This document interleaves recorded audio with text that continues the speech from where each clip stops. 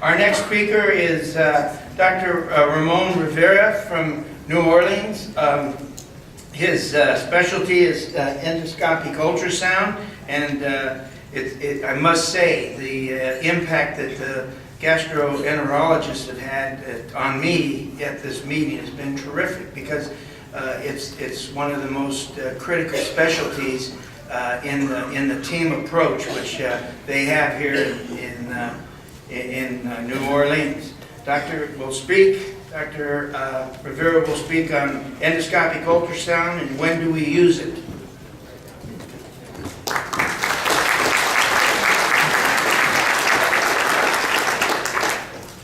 Good morning. I'd like to thank the organizers of this conference for inviting me to talk today. So a little bit of background, actually. First of all, disclosure. The first question that I get when I see a patient in the clinic is, did you graduate high school and are you old enough to do this procedure on me? I assure you, I am. I graduated about 14, 15 years ago, and I've been doing exclusively endoscopic ultrasound over the last 5 to 6 years. So my job today is to describe a little bit, give you a little bit of an insight on what endoscopic ultrasound is and how does it play a role in tumors in general and specifically in neuroendocrine tumors. So we all know that this term carcinoid, and I always try to play this game in trying to define sort of terms or words. And carcinoid with the oid being it looks like but it isn't, or it looks like cancer but it really isn't cancer. So I try to find other things. Well, what else has the oid behind it? Like polypoid. It looks like a polyp, but it really isn't a polyp. So that's why the term neuroendocrine has certainly been adopted more appropriate at this point. So what are the basic principles of endoscopic ultrasound? And I'll describe a little bit the procedure as we go along. But one of the main things is to identify a tumor. When we all know what endoscopy is, and certainly, hopefully most of us have undergone surveillance and endoscopy for colonoscopy for polyps to decrease the risk of colon cancer down the line. And so in endoscopic ultrasound, the purpose is not only to look at the lumen. So if you imagine the intestinal tract as a hose or a tube, it starts at one end and ends at the other. And there's only one little orifice in that entire closed circuit, and that orifice is where the pancreas and the liver drain into. But aside from that, it's almost a closed circuit. So if you imagine if I have a hose, I have my endoscope, which is another hose, I put that down. If my image is just a visual image, if I have a fiber optic scope and I'm looking straight at the lumen, I'm just getting a sort of limited picture of what the intestinal tract is. I want to see beyond the walls of the intestine, and that's where this technology comes into play, because I'm able to look at the layers, and I'm able to look beyond the wall of the intestine. And the way I try to describe it as well when patients come to see me as well, when you get ultrasounds in pregnancy, you're able to look at the baby, and although you're standing there and you're like, well, yeah, I think I see it, I think I know that's the nose, unless I point it out to you, then it becomes very clear. Then we start looking at gray images and we try to interpret what's a boy, it's a girl. So just like that, this technology is used. I'm able to look beyond the walls of the intestines and look at other structures, other organs. Aside from identifying tumors and looking at structures, I try to assess the tumor. What does that tumor look like? Do they have characteristics of a primary pancreas adenocarcinoma? Does it look like a neuroendocrine tumor? And I'll describe features that I look in the tumor itself, which points me in one direction or another. The third point is, with endoscopic ultrasound, there are some situations, and I'm cautious in saying this, but there are situations where endoscopic therapy plays a role in resection of the tumor. And you know, I'd like to say therapeutic endoscopy, that world is a subset of gastroenterology. And we're probably the shy, frustrated surgeons. We don't take out big, massive tumors. We're talking about little millimeters, 5, 10 millimeters. But nevertheless, they become important and play a role in neuroendocrine lesions. And so these are examples of the scopes that we use. Two main scopes, or two main workhorses for this endoscopic ultrasound. If you notice, and if you've ever seen an ultrasound for any other reason, where they put the jelly on the belly and they rub, it's a big probe and a big transducer that they put on your belly.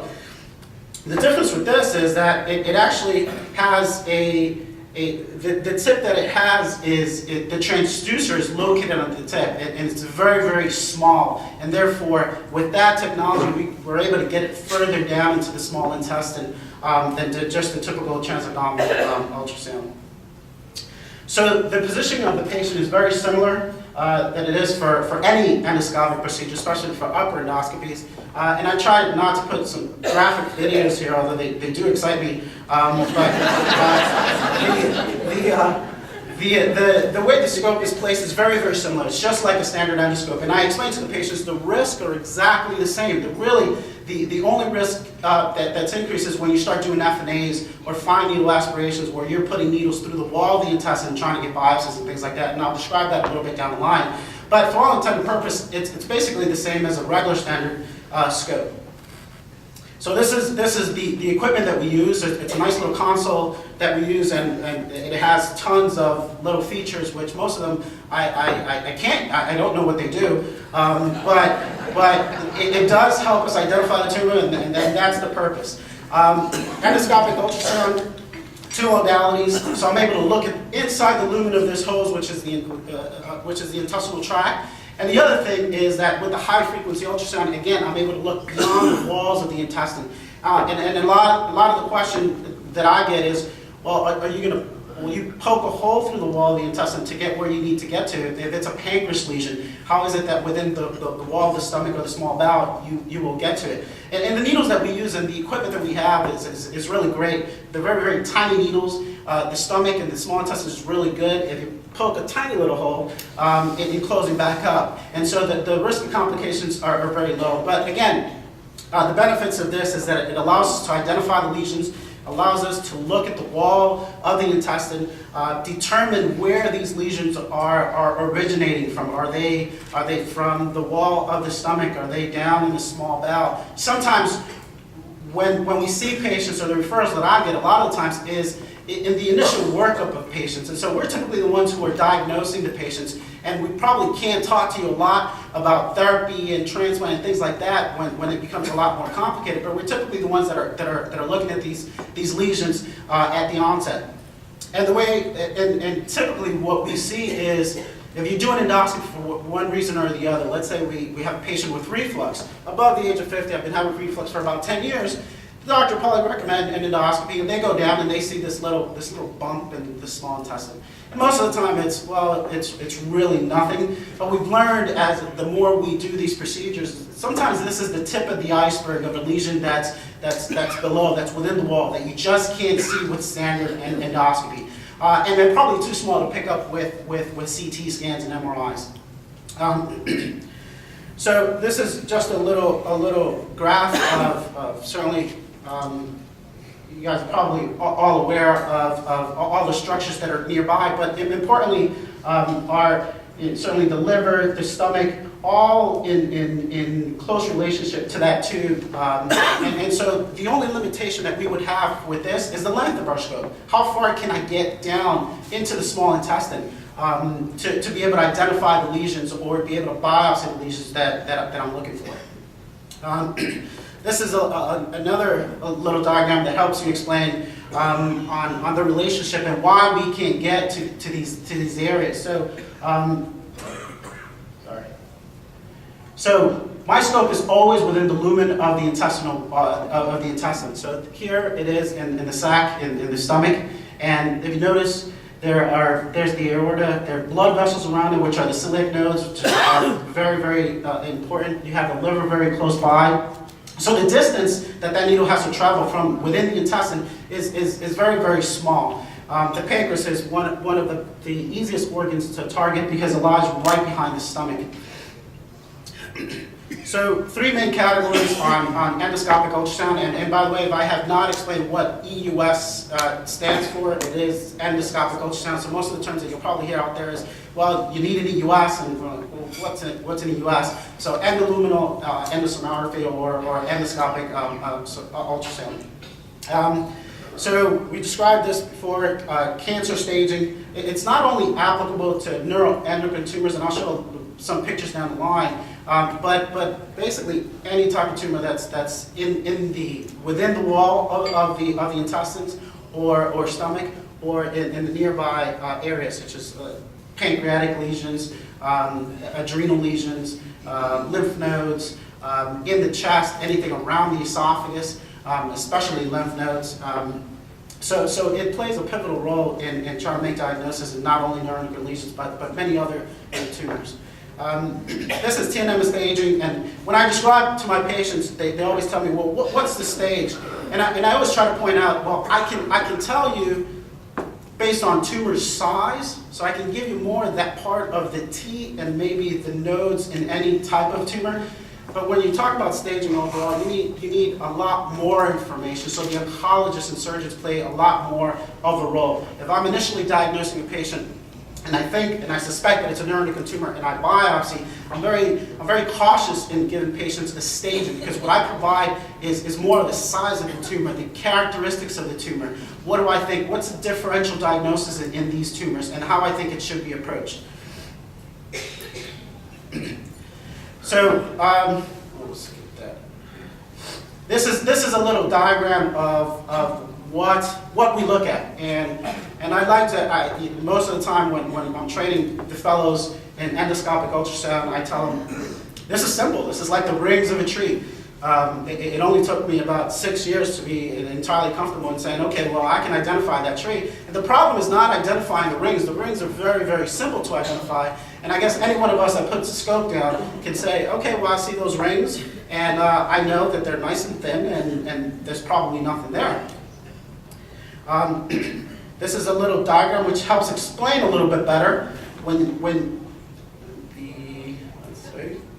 So this is a little diagram of the esophagus, and I chose this. This is more related to esophageal adenocarcinoma, not necessarily neuroendocrine tumors, which, by the way, are very rare in the esophagus, but we've seen them and we've resected them. So this is a little sort of cut of that esophagus, and if you notice, the layers of the esophagus are very, very similar to the layers that we're seeing, these shades of gray. And so if I showed you that nice little ring, and you saw the rings all the way around, this is obviously an abnormal diagram, or an abnormal picture. This is within the stomach wall, and if you notice, there's a decent sized lesion there. And although it looks very big, and you're like, how can you miss that? It only measures about 2 centimeters in size.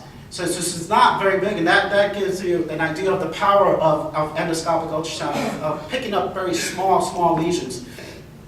This is typical for a neuroendocrine tumor on ultrasound, and these are the characteristics that I go to and say, okay, what am I looking for in this lesion to determine, should I biopsy, should I not biopsy, should I refer this patient directly for surgery, does the patient need an oncologist, should I involve more people, which is the most important thing in neuroendocrine treatment, which is a very complicated disease. There's multiple treatment options, and you really need a group that does this day in and day out. I'll talk a little bit about us as gastroenterologists and how knowledgeable we are in the disease and how we're not.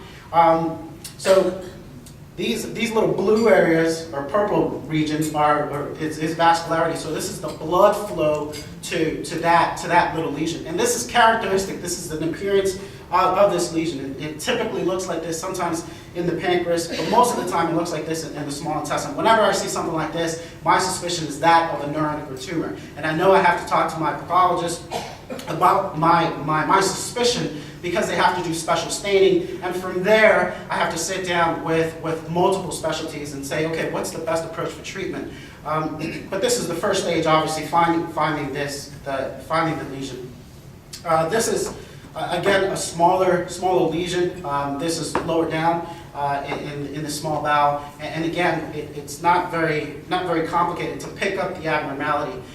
The most important thing with endoscopic ultrasound is that you really have to take your time. The small intestine is very, very long. You need to try to get as far as you can, but more importantly, when you're withdrawing the scope, you need to take your time. These lesions can be very, very small, and the patient can be suffering from symptoms, and if you don't take your time, it's very, very easy to miss. This actually was a little lesion in a patient who had abnormal markers for a greater part of 4 years. And so she was referred to me. She's had multiple endoscopies. She was symptomatic at the time. And so she was referred to me, and I knew that looking at the markers, there had to be something there. We just couldn't find it. And this is not unheard of, obviously. But we took our time. We said, okay, well, let's block out a good amount of time as far as I can get down, and then I'll take my time in coming back. And lo and behold, what I saw right after, let me get to this diagram. This is the stomach, and this is the transition point of the stomach into the small intestine. There's something there, there's a nice little hole, it's called the pylorus. And if I put a scope that's a forward viewing scope and I get it down into the stomach, and I'm looking just straight, I can't look back with this scope, I'm looking straight, I can miss little lesions off on this side just beyond that pylorus. And in this patient, that's exactly what happened. For 4 years, she was having endoscopies, and it was, well, we don't see a thing. We know that there must be some type of tumor somewhere. And so she was referred to us and saying, well, see if we can find the tumor. We suspect she does have a tumor. Can you look at the pancreas? Can you look at the liver? Can you look at everything that scope can get to? And lo and behold, right after that pylorus, we saw the lesion. So I come out and I tell the patient, I'm very proud. I said, we've been looking for this for 4 years. We found it. She looks at me and she says, well, I don't believe you. I said, it's there. I promise. Well, did you biopsy it? No, I didn't biopsy, but it looks like a neuroendocrine tumor. I recommend you resect it. And so she didn't believe us, so we had to come back and biopsy it. And lo and behold, there was a neuroendocrine tumor. So it really provides great information, and especially in those situations where we know that there's something there, and we've done all types of scans and imaging studies, and we just can't find the primary lesion. So this is an example of lesions that we find in the pancreas. The diagram that I explained before, certainly the pancreas is one of those organs that lies just behind the stomach, closer to your back. And these lesions are most of the time when they're referred, it's because someone gets a scan, and the biggest fear as well is it's pancreas cancer. The term, it comes as a general term. And this is, I tell you, from a therapeutic endoscopy, from a GI standpoint, it's probably one of the most gratifying diagnoses, and I know that for the patient it really isn't, because you do tell them there is a tumor in the pancreas, but when you say, well, there's a tumor, but it's a neuroendocrine tumor, it changes the game completely. You actually feel relieved because there's a lot that can be done for these type of tumors, especially, and certainly in the pancreas. And most of the time, surprisingly, these tumors in the pancreas really don't cause symptoms, maybe a little bit of discomfort, a little bit of bloating. Most of the time they're found as incidental tumors where you're having to scan for something else, and lo and behold, the little tumor pops up. So very small tumor that we can see off on that left side, and certainly a much larger lesion, both of them in the pancreas with characteristics of neuroendocrine lesions. So then we talk about what can we do with the needle aspect of this sort of technology. How are we pushing sort of the frontiers in trying to do a lot more with the scope? And this technology is really helping us in feeling comfortable. The worst thing to do is for you to have a little lesion in the stomach as a gastroenterologist, and you get down there and you see a nice little lesion, and you say, well, this is tiny, I'm going to take it out. So you start getting everything prepared to remove the little lesion, but you don't realize that that's the tip of the iceberg, that the lesion is much larger below. And so that's where this plays a very important role. When we're planning on resection or endoscopic resection, we're able to look at the layers of the stomach. We're able to feel confident in saying, okay, can we lift this lesion up, and can we resect it with the scope? And the important thing also to take home is that because we can do it doesn't necessarily mean that we should do it. So there's a lot of planning that takes place when we're talking about these lesions, and it doesn't matter the size of the lesion that I encounter. I involve my surgical colleagues, I involve the oncologists to make sure the neuroendocrine world is very complex. And I'd be lying to you if you would come across the majority of gastroenterologists would say, well, this is a neuroendocrine tumor, if we would know exactly the downstream sort of treatment options and complications and things like that, because we're typically on the front end of that diagnosis. So it's very important that this is a team sort of effort in the management of these neuroendocrine tumors and a team decision. Some little studies which I'll probably skip over, but this just it explains of how good this technology is in identifying these little lesions. 82% typically are identified, and it's much more sensitive than those where they're found in the pancreas. So the sensitivity of this is probably a little bit better for those very, very small tumors that cannot be picked up by MRI or CT scan. This is a tiny lesion in the small intestine. It probably measures less than 1 centimeter in size, but this was wreaking havoc in this patient. And this was actually in the small intestine. So when we look at neuroendocrine tumors from a GI standpoint as a whole, and we look at the stomach, we look at the rectum, we look at the colon, we look at the appendix, we look at the small intestine, the one that I fear the most is the small bowel.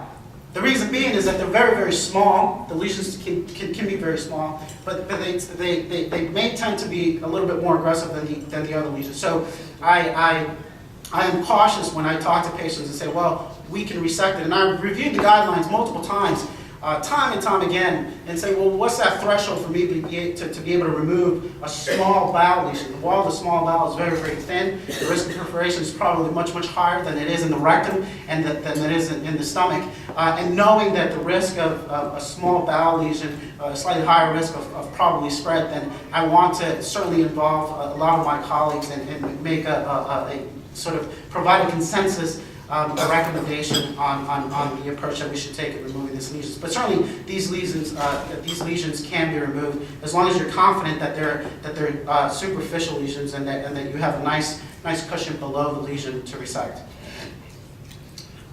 So this is another diagram of the small intestine, and the way I try to describe it is that there's one important part when we talk about taking out these lesions, when we're looking at it with endoscopic ultrasound, and one of the important parts is this layer here. There's one layer that protects the small intestine from perforation, which is the biggest fear of a gastroenterologist doing a colonoscopy or anything, is that by chance we tear a little hole and try to take something out, or even removing a simple polyp, there's risk to anything. And so this wall, which is the muscularis propria, that's basically the workhorse of the small intestine. And so we certainly shy away from anything that may be involving that large, big muscle sort of circular area. Anything above that, so anything from here to the lumen, we tend to be able to resect. So again, endoscopic management should be tailored. We know that the small intestine probably has a higher risk of recurrence and even metastatic disease, and certainly the surgical approach from that standpoint is probably more involved, irrespective of size. And certainly when you look at guidelines, when we go back and when we find a patient with a neuroendocrine tumor, that the pathology comes back and says, well, this is a neuroendocrine tumor, I assure you the majority of us go back to these guidelines and say, okay, well, it's less than 1 centimeter, I took it out, how do I make sure that this tumor is not going to come back in other places, in the liver? And so it's very, very complicated. The patient is typically the best advocate for care, and certainly you're probably a lot more knowledgeable once you're given that diagnosis of neuroendocrine tumor than a lot of us physicians who see it early on in the course of the disease. This is a little example of an endoscopic image of the appendix of a neuroendocrine tumor, and a lot of times this can be skipped over just because it has that yellow hue. You may have a little bit of fat in it, and you may just say, well, that looks like a lipoma, which is completely benign, and it could be left behind. These are little lesions in the stomach. These lesions appear to be easily resectable, but there are different types of gastric neuroendocrine lesions, and the approach would be different for all of them. And it's very important that when someone's going to embark on trying to resect lesions, again, what I said before is because it can be taken out doesn't necessarily mean we should take it out. We need to look at the whole picture and determine that the approach that we're taking is the right approach. So how do we remove these little lesions? If you notice, this little tumor has a nice little base around it. This is a second little carcinoid or neuroendocrine lesion. Well, what we do is, if I explained before, this muscle layer, which is that workhorse which prevents a hole from being torn in the small intestine, what we do is we try to lift it away from that muscle wall. We try to lift it. We have different techniques for lifting it. We inject the sides with saline, and you see a nice little bleb. It lifts up the lesion, and then you put this called a snare. We will apply heat to it, an electrical current, and you're able to cut this lesion off. The important thing is not only cutting it off, but making sure that that base is completely clean. Because if it is not, then you really haven't provided a service. Endoscopic ultrasound plays a pivotal role in this area. We're not only doing this in neuroendocrine tumors, we're doing it in colon cancers. It's being done in esophageal cancers. It's done in gastric cancers. But again, it has to be of a very early stage. This is a group approach. This can't be an overzealous individual and saying, well, I can take it out and I won't take it out and I won't talk to anyone. It really, a lot of people have to come and sit down to the table and say if this is the best approach for management of this specific type of tumor. But this technology is certainly something that's taken us above and beyond what we expected 20 years ago when endoscopic ultrasound came around, or 25 years ago.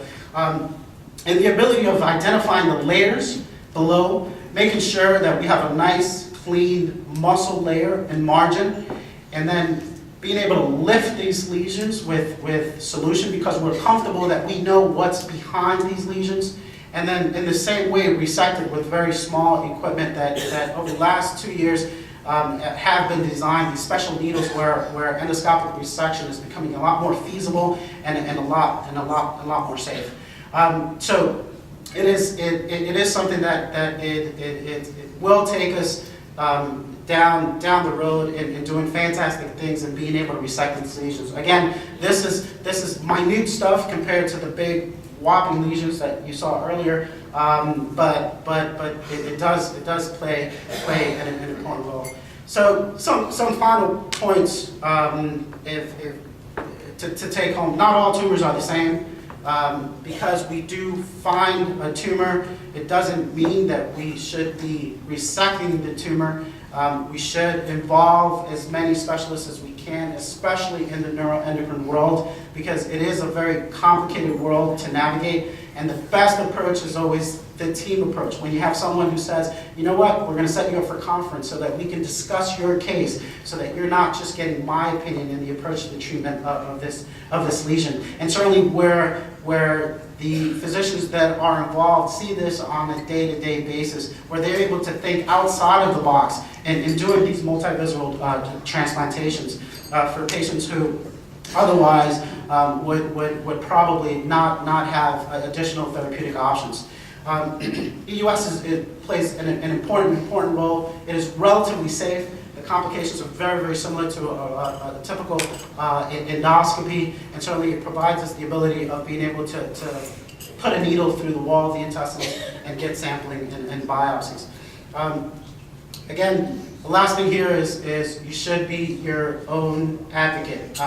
Once a diagnosis is made, it doesn't matter how small that lesion is. It is our responsibility to go back and research and say, am I getting the best treatment? Are the options that are being available to me, are they the most up to date? And certainly, am I getting a team approach in the management of these type of lesions? So that's it. Thank you.